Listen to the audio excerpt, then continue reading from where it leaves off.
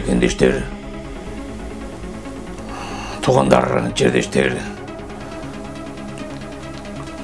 әрбір қырғыз өзінің мекенін сүйіш керек, өз мекеніне күйіш керек. Анан барыбыз қиынбыз, барыбыз тыңбыз, барыбыз чыңбыз. Бірақ барыбыз бір-бірімізді өзімшіл болсақ, анда біз өнекпей қалабыз. Эми баяғы тарих уақыт көрсетіп жатат. Қошқардар бағы екі қошқардың башы қызында қайнамайды деген бір қошқарлардың бақардың башы қайнамай жатат.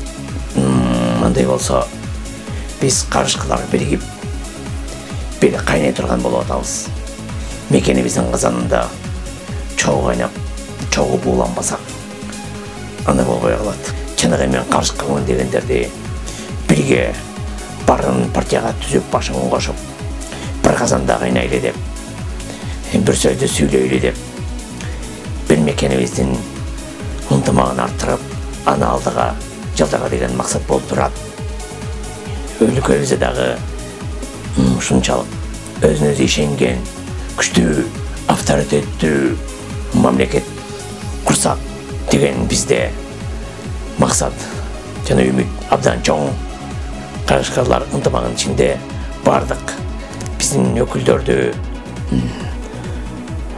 Арстан болобу, Бука болобу, Бүркүт болобу, Шуңкар болобу, ким болот, бардыгын биз ынтымакка чакырып, чогуу ийгиликке жетишели деген үмүт бар. Эми дагы бир ойлор чубалып жатат. Албетте эле парламентке барганда гана иштейм, башка учурда мен иштей албайм деген бул туура эмес ой.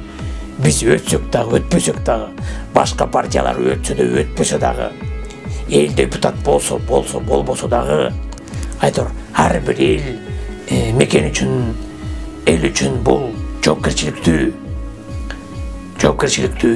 Ошондуктан баягы кечиресиздер оюман чыгып кетти, ким айтты, Линкольн эле ким айткан, сен сураба, мамлекет сага эмне кылып берди деп, а сен сура өзүңдөн мамлекет үчүн сен эмне кылып бердиң деп. Ошондуктан бардыгыбыз Кыргызстандын өнүгүшүнө бардыгы чогуу иштеш керек, тегиз иштеш керек. Биздин мекен ушунчалык күчтүү, өзүнүн сөзү бар, өзүнүн баасы бар, өзүнүн наркы бар, баркы бар. Мамлекеттерди көргүңүздөр келсе, анда албетте бизге шайлаңыздар.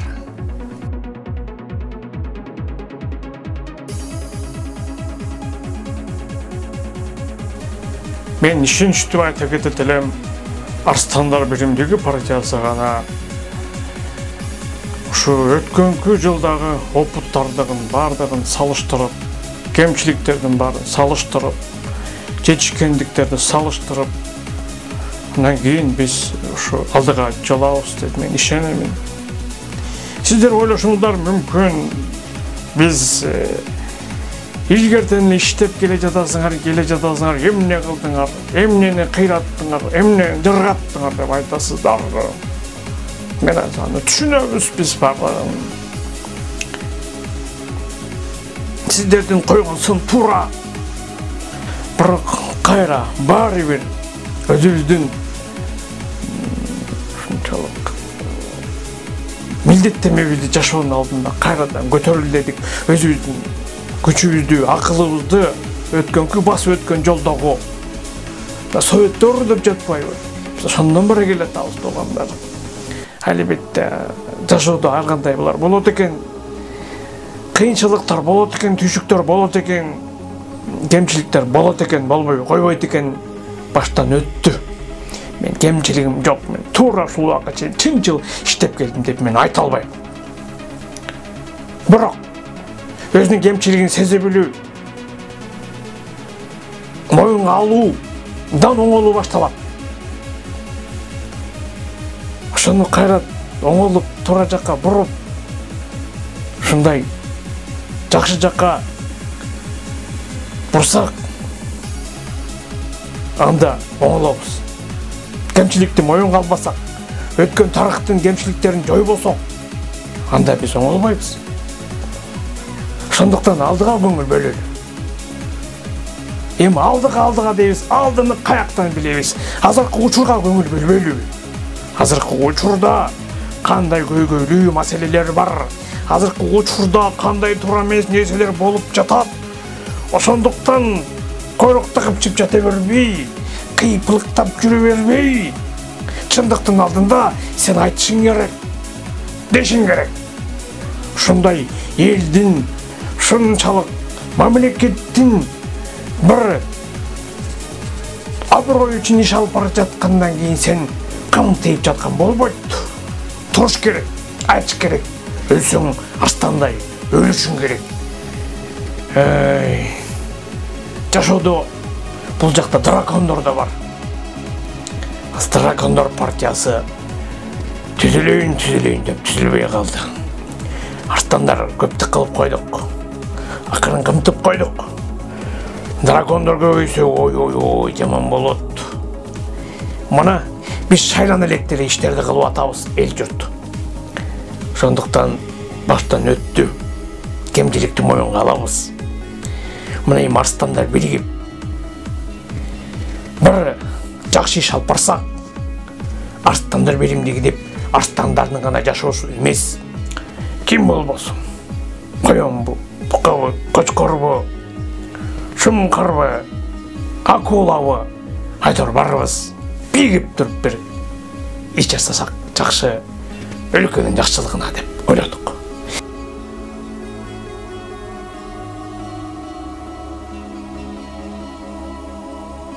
Өнүккөн өлкөлөр бар.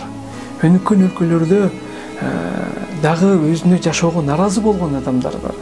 Бүт колу буту аман эсен туруп, бүт шарты жашоого бар туруп, жумушу туруп, байлыгы туруп, бул жашоого наразы болгондор бар. Ошондуктан биздин партиянын негизги максаты адамдын ички дүйнөсүнө, жан дүйнөсүнө терең көз жүгүртүп, анын агаруусуна жана тазаруусуна шарт түзүү болуп эсептелинет, урматтуу меймандар.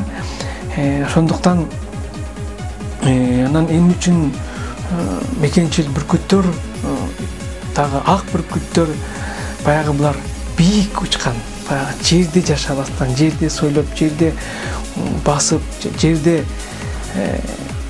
жерден өйдө көтөрүлүп, тоонун, зоонун үстүнө чыгып, дүйнөнү терең булуттун үстүнөн бийиктиктен карай алган баягы бүркүттү ошон үчүн биз тандап алдык.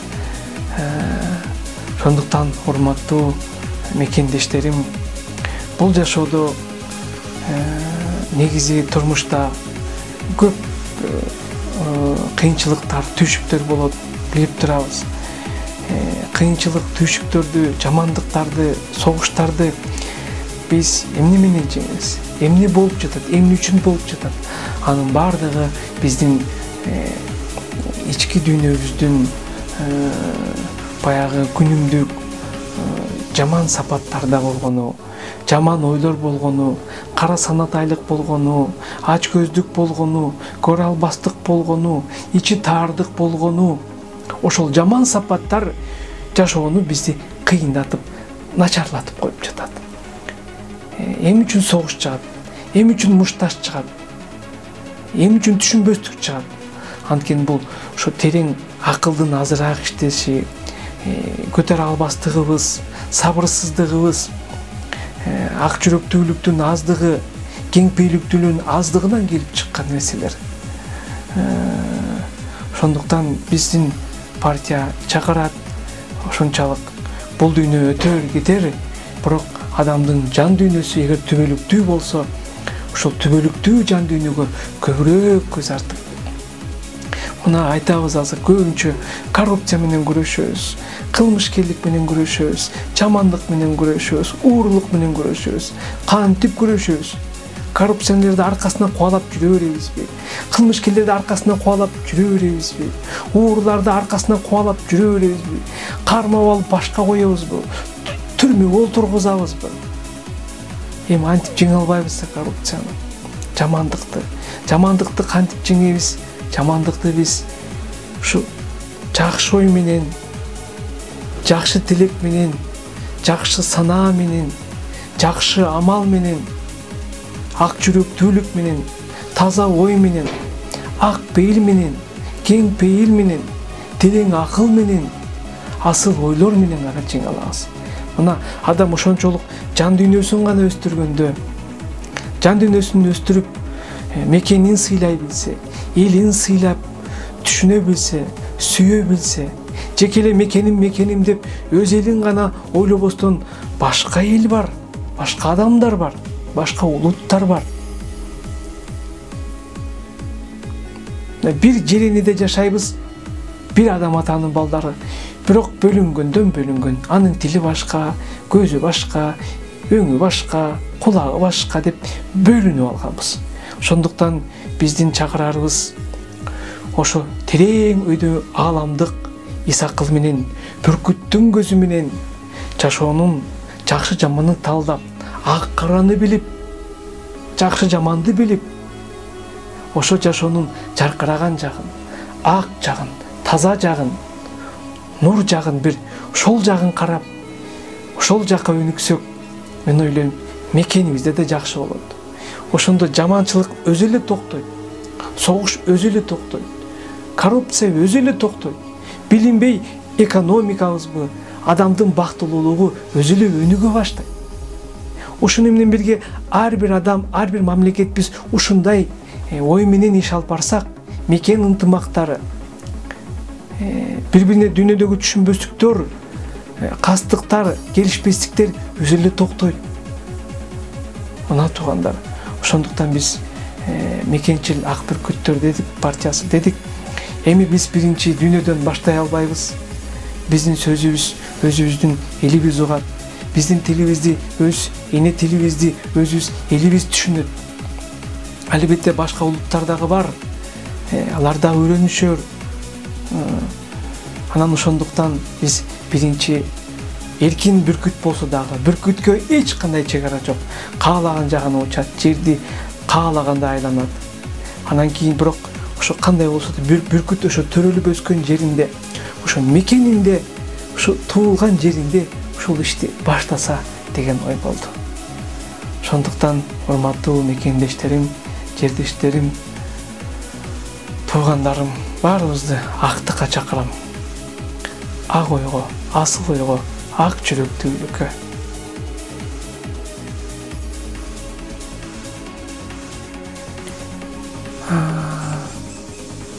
Одним словом, я понимаю, молча законы написали.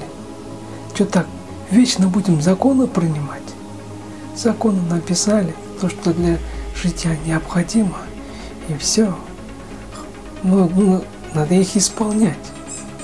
Но законы должны быть, знаете, жизненными. Законы должны работать, а не просто так написано. Бардык тараптан эмне болбосун икемдүү жумуш алып барыш керек. Билинбей, сен көрүнбөй деле кой. Биз бирис өтүп калса көрүнбөйбүз.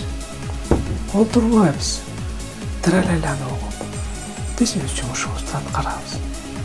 Мен сүйлөгөнчө бир жумуш бүтүр. Мынакей, кептен бар ошондо. Икемдүү саясат. Икемдүү элдин жашоосуна ыңгайы келген закондор. Эл деген комфорттуу жашаш керек. Бирок кыйналбай коюуга мүмкүн эмес. Бирок кыйынчылыктын дагы өзүнүн шарты бар. Кыйынчылыкты да жеңе билиш керек. Баары эле жашоодо оңой эмес. Все достается с трудом. С трудом. Ошондуктан биз көп жактан унчукпай келебиз. Көбүңөр бизди тааныбайсыңар, билбейсиңер. Бирок биз билинбей акырын жумуш жасайбыз. Көп айкырган, кыйкыргандар бизге иштешет. Эми көңүлүңөрдү билген жок. Аз-маз мактанып койсом, капа болбоңуздар. Капа болбоңуздар. Баарыңыздарга ийгиликтүү, мамиле жана жашоо каалайм. Чоң рахмат.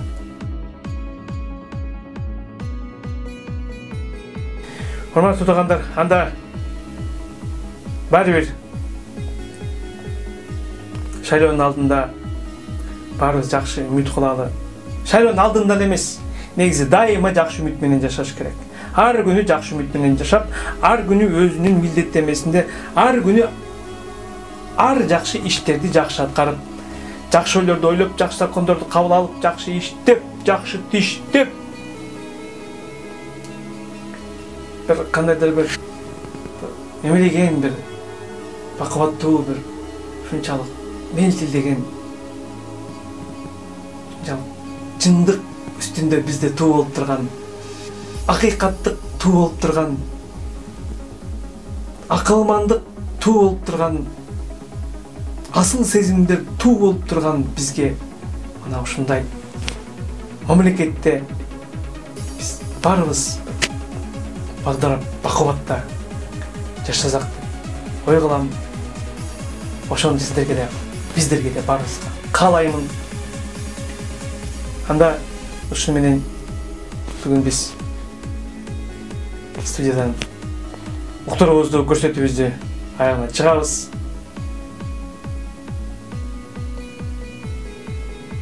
Түндөр тартылууда, түнүңүздөр бейпил болсун.